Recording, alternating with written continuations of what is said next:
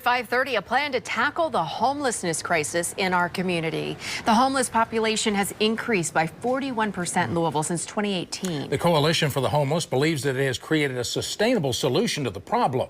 Addie Miners tells us how. The Coalition for the Homeless presented a 4-point plan on Tuesday to organizations from across the metro called A New Path Home. The goal is to create permanent housing for every Louisvillian. It starts by establishing a right to shelter ordinance, which would mean the city would have to expand shelter service to accommodate 375 more people. That will cost around $8 million in the first year and $7.5 million each year after. The shelter system is overwhelmed.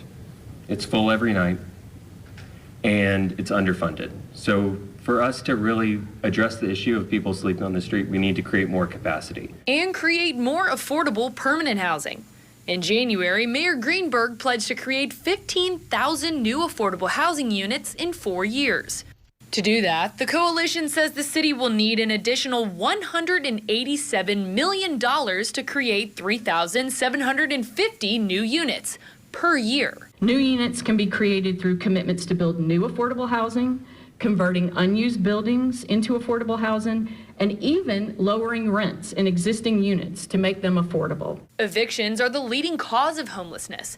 So by creating more housing and adding more comprehensive eviction programs, the coalition believes they can drastically reduce, if not solve, the homeless crisis. If we want to end homelessness, we have to prevent it from occurring in the first place. The final piece of the puzzle is health.